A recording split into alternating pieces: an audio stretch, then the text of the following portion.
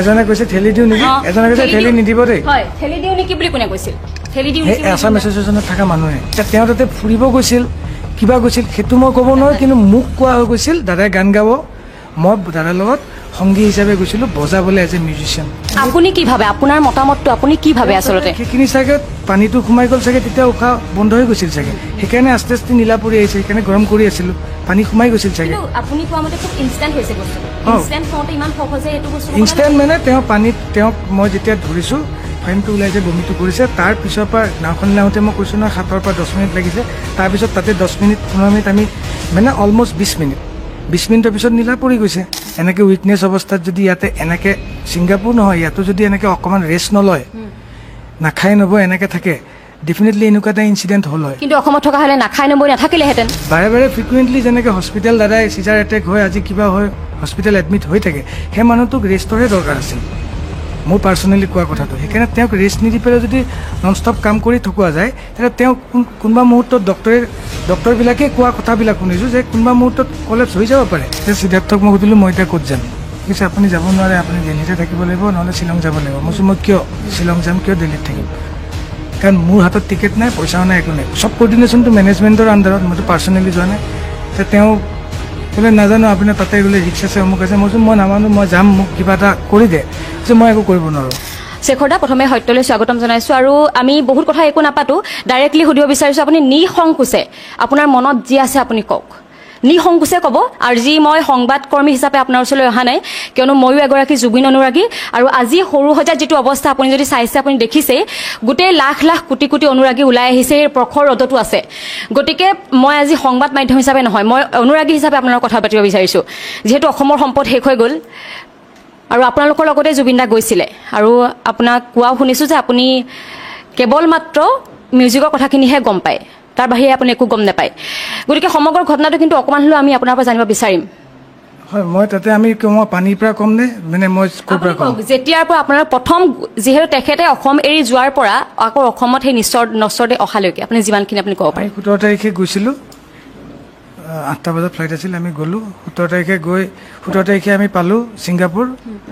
সেইদিনাখন আমি ক'তো বাহিৰত ওলোৱা নাই, তাতে আছিলোঁ, তাতে ডিনাৰ কৰি থাকিলোঁ। পিছদিনাখন 18 তাৰিখে দিনত ক'তো ওলোৱা নাই, ইভিনিং আমি ছাইডত ৰেষ্টুৰেণ্ট এখনত যাই পেলাই ডিনাৰ কৰিলোঁ, কৰি তাতে সেই গান চানো হ'ল, তাতে দাদায়ো গালে। সেইটো বস্তু মই অতনুদাকলৈও পঠাইছিলোঁ, দাদাই কৈছিলে অতনুদাক দিবলৈ যে এইটো প্ৰথমে তাক দে,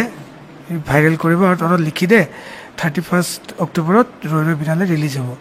তাৰপিছত দাদাই কিবা কিবি এক্টিভিটিজ অলপ হ'ল, সেইখিনিও আমি ভিডিঅ' কৰিলোঁ, অতনুদাকে দিছোঁ। তাৰপিছত তাৰ পৰা আহিলোঁ, 11-12মান বাজিল, ৰাতি শুলোঁ হোটেলত। পিছদিনাখন প্লেন 19 তাৰিখ প্লেন আছিল ইয়াকত উঠি ট্ৰেভেল কৰা। তাতে সেইবিলাক কোনে মেনেজ কৰে, কি কৰে, সেইবিলাক মোৰ লগত কোনো ধৰণৰ কৰ্ডিনেশ্যন নহয়, আমাক যিটো কয় আমি সেইটোকে কৰোঁ। তাৰপিছত আমাৰ পিছদিনাখন দুপৰীয়া 1টা বজাত ওপৰৰ পৰা নামি আহিছোঁ, তলত গাড়ী আছিল, গাড়ী লৈ পেলাই গাড়ীখনত আমাক ইয়াকলৈ লৈ গ'ল, পৰ্টলৈ। ইয়াকত যাই আমি 40 মিনিট 1 ঘণ্টা আমি যোৱাৰ পিছত তাতে এটা পানীৰ দ্বীপ এটা আছে, আইলেণ্ড এটা, তাতে চব বেলেগ বেলেগ ইয়াকো যাই পেলাই তাতে মানুহবিলাক নামি, টুৰিষ্টবিলাক নামি তাতে এক্টিভিটিজ কৰে। তাতে আমিও চবেই যিটো নামিছে আমিও নামিছোঁ, নামি পেলাই দাদাও নামিলে, এবাৰ সাঁতুৰি আহি ওপৰত উঠিল, বহিল। ছেকেণ্ড টাইম দাদা বোলে নামি গৈছে, দাদা বোলে নামি গৈছে বুলি মই কৈছোঁ, মই তেতিয়া অলৰেডি পানীত আছোঁ, দাদা নামাটো মই দেখা নাই, খালি নামি যোৱাৰ পিছত অলপ দূৰ সাঁতোৰাৰ পিছত মই অলৰেডি আছিলোঁৱে পানীত। তেতিয়া কোনোবা এজনে ওপৰৰ পৰা ক'লে যে দাদাই জেকেট পিন্ধি যোৱা নাই, দাদা এনেই গৈছে। কিন্তু প্ৰথমবাৰ জেকেট পিন্ধি নামিছে, তেতিয়া মোক চাগে আপোনালোকে ভিডিঅ'টোত দেখা পাইছে, মই অৰেঞ্জ কালাৰ বেডখনত বহি আছোঁ পানীত, মই সাঁতুৰি থকা নাই তেতিয়া। তাৰপিছত মই চাই ল'লোঁ দাদাই কেনেকৈ সাঁতুৰে, কি কৰে, মোৰ অভিজ্ঞতা নাই। পিছৰবাৰ মই সাঁতুৰি আছোঁ, সাঁতুৰি মানে চুইং কৰি আছোঁ, ফ্ল' কৰি আছোঁ। তেতিয়া দাদা নামি গ'ল, তেতিয়া ক'লে যে দাদা জেকেট নিপিন্ধাকৈ গৈছে। তেতিয়া মই চালোঁ হয় দাদা জেকেট নিপিন্ধাকৈ আহিছে। তেতিয়া মই দাদাক দূৰৰ পৰাই, মই অলপ দূৰত আছিলোঁ, মই চিৰিয়াছ নালাগে আহিব ইফালে আহিব নালাগে, বিকজ ইয়াতে ইমান দূৰ বুকুত কষ্ট হয় ন সাঁতুৰিলে, সেইকাৰণে মই বোলো নালাগে আহিব। নাই দাদাক কাৰো কথা নুশুনে, আহি আছে। কিন্তু সেইখিনি ভিডিঅ' আমি আচলতে পোৱা নাই, আপুনি যিখিনি কৈছিলে। এতিয়া কোনোবাই পাইছে। কিন্তু আমি দেখা নাই আমি ভিডিঅ' যিটো পাইছোঁ আপোনাক মোৰ ওচৰত ভিডিঅ'টো আছে মই বহি থাকোঁতে হয় তাত বহি আছে কিন্তু পাছফালৰ পৰা কোৱা হৈছে যে নালাগে যা নিপিন্ধিলেও হ'ব আৰু এনেকৈ কোৱা হৈছে যে ঠেলি দিম নেকি কোনে কৈছিল সেই ঠেলি দিম নেকি জুবিন গাৰ্গক কোনে কৈছিল মই গম নাপাম আপুনি যিহেতু আছে মই আছোঁ মানে মইতো পানীত আছোঁ হয় মই ওপৰৰ পৰা কোনে কৈছে সেইটো মই পাৰফেক্টলি আপুনি যদি ভিডিঅ'টো আপুনি চাগে চোৱা নাই যদি আপুনি চাবলৈ কষ্ট হ'ব পাৰে মই নাজানো কিন্তু আপুনি যদি চাই এইখিনিতে কথা কৈছে যে ঠেলি দিওঁ নেকি ঠেলি দে আপুনি চাওক আপুনি চাওক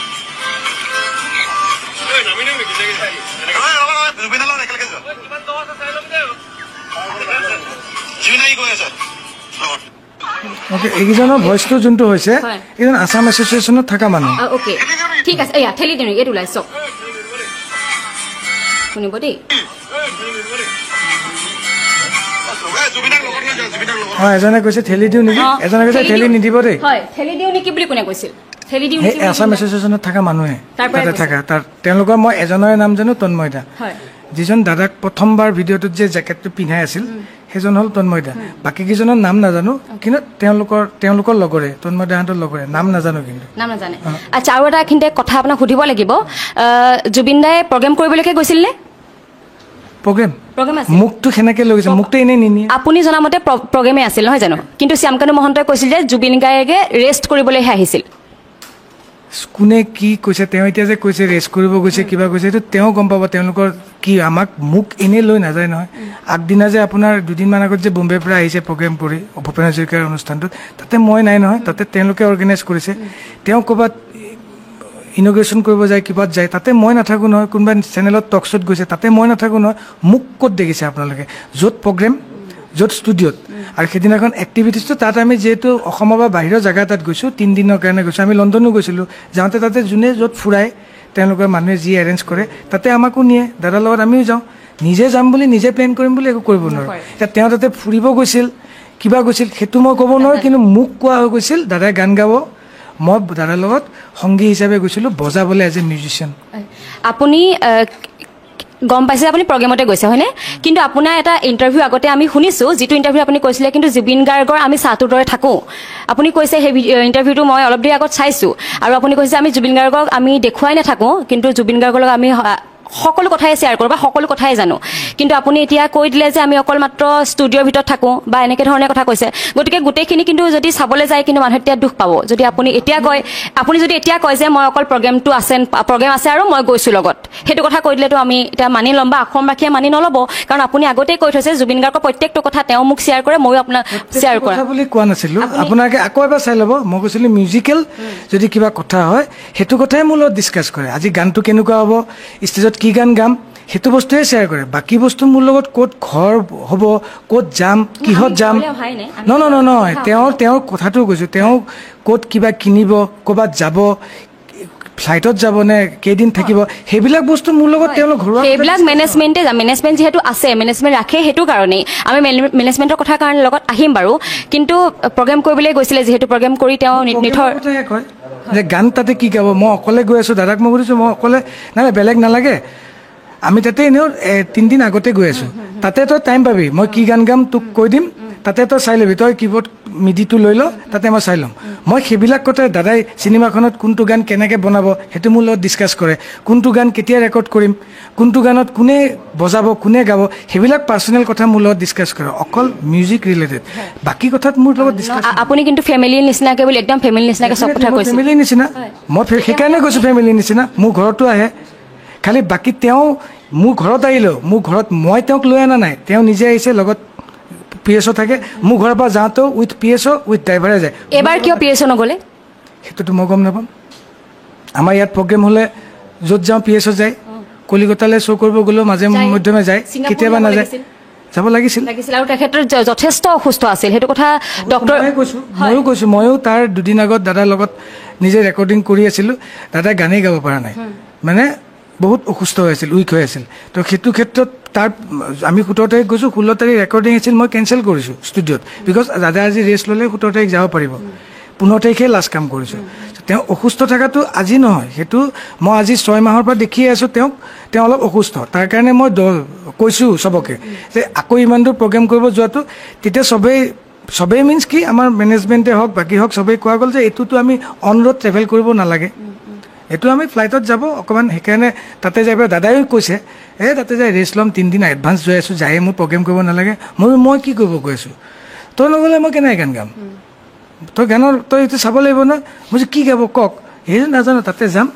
চাই ল'ম, তই বস্তুখিনি লৈ ল। মই এতিয়া কি ইনষ্ট্ৰুমেণ্ট নিম, ইনষ্ট্ৰুমেণ্ট নিলে ৱেইট বেছি হয়। মই অকল লেপটপটো সৰু মিডি কীবৰ্ডখন চাউণ্ড কাৰ্ডখন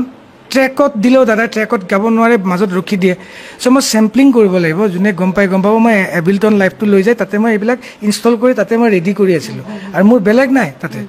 এতিয়া কোনে কেনেকৈ এৰেঞ্জ কৰিছে, আচলতে কেইটা গান গাব, অনুষ্ঠানটো কিহৰ ওপৰত ডেডিকেটেড, একো নাজানে। একো নাই। মোক দাদা যেতিয়া উঠিব তেতিয়া মই বজাম। আপুনি অকল অনুষ্ঠান কৰিবলৈকে গৈছিল, আপোনাক লৈ যোৱা হৈছিল, সকলোখিনি ব্যৱস্থা কৰি দিয়া হৈছিল, আৰু তাত থকা খোৱা ব্যৱস্থাখিনি কেনেকুৱা হৈছিল? থকা খোৱা ব্যৱস্থাটো আমাৰ হোটেল এখন দিছিল। হোটেলখনতে দাদাৰ এটা ফ্ল'ৰত মোৰ লগত সিদ্ধাৰ্থ আছিলে, ৰুমত শ্বেয়াৰ কৰি, সন্দীপন বেলেগ এটা ৰুমত। পেন পেচিফিক বুলি হোটেল এখন আছিল, তাৰ সন্মুখতে কনভেনশ্যন হলত শ্ব' আছিল বুলি জানো। বাছ সেইখিনি। আৰু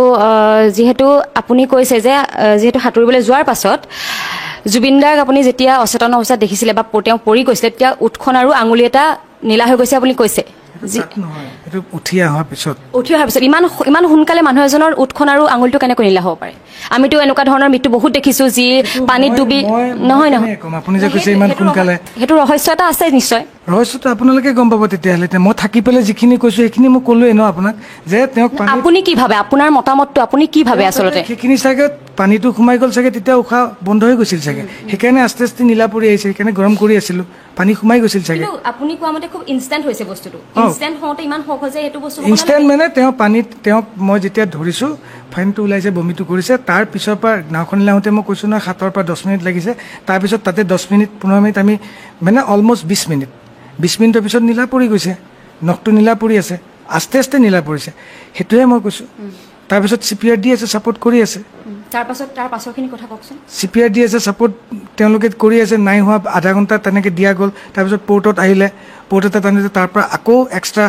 মেডিকেল টীম আহিল, তেওঁলোকে কিবা মেচিন চেচিন লৈও CPR দিলে। মানে অলমষ্ট গোটেই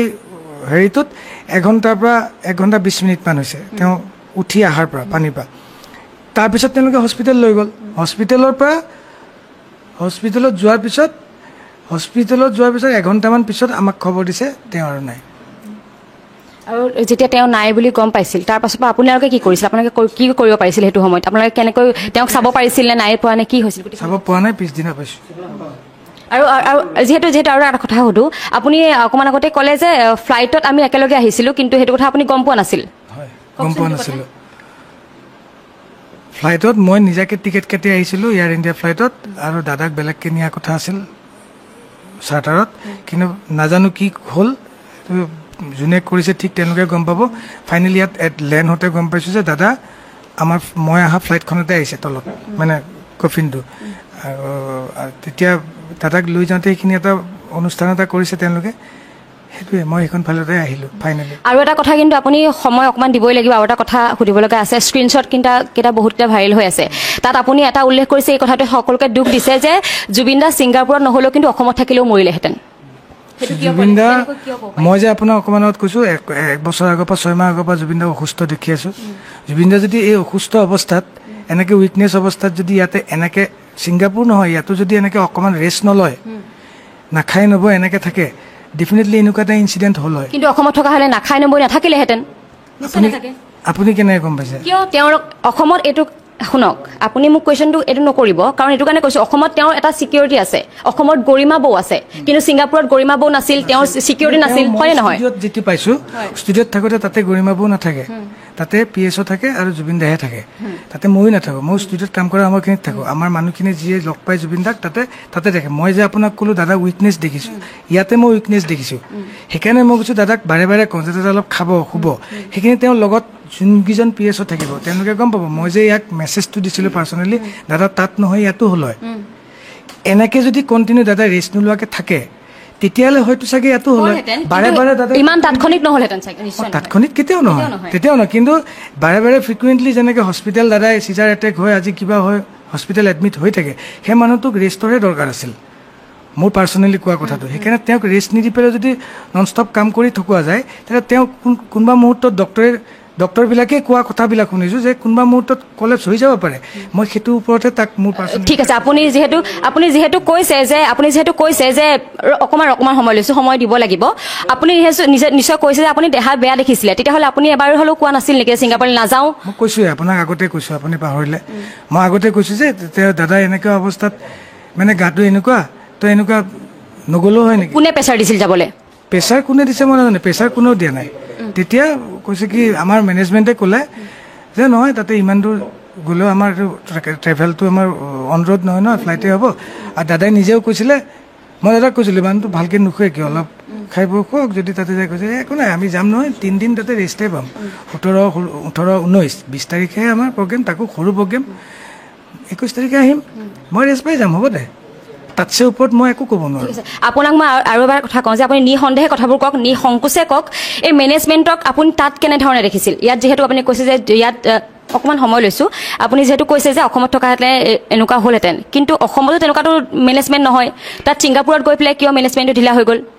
সেইটো আপুনি কি দেখিছিলে মেনেজমেণ্টটো ঠিকে আছে ইয়াতে যেনেকৈ আছে তাতে সেনেকৈ আছে কিন্তু যদি আমি ভিডিঅ' চাওঁ তেতিয়া কিন্তু মেনেজমেণ্টৰ যিজন সিদ্ধাৰ্থ শৰ্মা তেখেতে পানীত আছে কিন্তু জুবিনদাৰ লাইফ জেকেট নিপিন্ধাকৈ জাপ মাৰিছে সেইটো তেখেতৰ দায়িত্ব হ'ব লাগিছিল সেইটো সিদ্ধাৰ্থ থাকিব নালাগিছিল মোৰ হিচাপত আপোনাৰ কথাটো ঠিকে আছে কিন্তু সেইখিনি টাইমত সিও পানীত আছে ন অলৰেডি এক্টিভিটিছত দাদা অলৰেডি ওপৰত আছাম এছ'চিয়েশ্যনৰ মানুহখিনিৰ লগত আছে তো সি দাদাৰ লগত থাকিব লাগিছিল নে সি পানীত নাহিব লাগিছিল সেইটো বস্তু সি কনচাৰ্ণ হ'ব ন কিন্তু মই অকল এক্টিভিটিছত মোক লৈহে গৈছে মোক পানীত নাহিব দিছে আমি এক্টিভিটিছত আছোঁ তথাপিও তেওঁলোকে যেতিয়া ক'লে মই তেতিয়া দাদাক ধৰিলোঁগৈ ৰিটাৰ্ণ কৰিলোঁ এতিয়া তাত গিল্টিটো কি হ'ল কাৰ কি হ'ল সেইটো আপোনালোকে নিজেই বিবেচনা কৰিব ক'ব বিচৰা নাই আৰু এটা কথা কিন্তু ক'ব লাগিব যে এই আপোনাক সিদ্ধাৰ্থ শৰ্মাই অসমলৈ আহিবলৈ মানা কৰিছিলে এতিয়া আপুনি অকণমান আগত কৈ গ'লে এই কথাটো ভালকৈ কওক অকণমান নাই যেতিয়া জুবিনদা গেট আমি নামিলোঁ একেলগে ছিংগাপুৰৰ পৰা তেতিয়া অকল সন্দীপন গাৰ্গকে বিচাৰিছিল চেম অফিচত বিকজ বাকীকেইজন মানুহক এলাউ কৰা নাছিল এজন মানুহক এলাউ তেওঁক সোমাব দিলে বাকী আমাক সোমাব নিদিলে সিদ্ধাৰ্থকো দিয়া নাই তেতিয়া সিদ্ধাৰ্থক মই সুধিলোঁ মই এতিয়া ক'ত যাম সি কৈছে আপুনি যাব নোৱাৰে আপুনি দিল্লীতে থাকিব লাগিব নহ'লে শ্বিলং যাব লাগিব মই কৈছোঁ মই কিয় শ্বিলং যাম কিয় দিল্লীত থাকিম কাৰণ মোৰ হাতত টিকেট নাই পইচাও নাই একো নাই চব কৰ্ডিনেশ্যনটো মেনেজমেণ্টৰ আণ্ডাৰত মইতো পাৰ্চনেলি যোৱা নাই এতিয়া তেওঁ ক'লে নাজানো আপোনাৰ তাতে গ'লে ৰিক্স আছে অমুক আছে মই কৈছোঁ মই নামানো মই যাম মোক কিবা এটা কৰি দে কৈছে মই একো কৰিব নোৱাৰোঁ মোক তাৰ পৰা যিটো ক'ব সেইটোহে মই কৰিম তাক কোনে কৈ আছে সেইটো মই নাজানো কিন্তু মোকতো কোনেও কোৱা নাই ইয়াৰ পৰাই হওক তাৰ পৰাই হওক কোনেও মোক লগত কৰ্ডিনেট কৰা নাই মই তাতে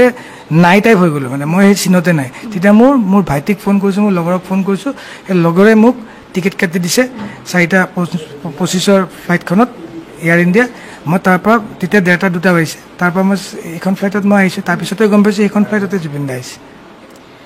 আচলতে ইমান এজন ডাঙৰ মহান শিল্পী ঢুকোৱাৰ পাছত যেতিয়া এয়াৰপৰ্টত তেখেতক অনাৰ যুঁজাৰ কৰে তেতিয়া জানিব লাগিছিল মই ভাবোঁ মানে আপোনালোক জানিব লাগিছিল কাৰণ সেইটো সময়ত আৰু জুবিন গাৰ্গক আনিছে যিহেতু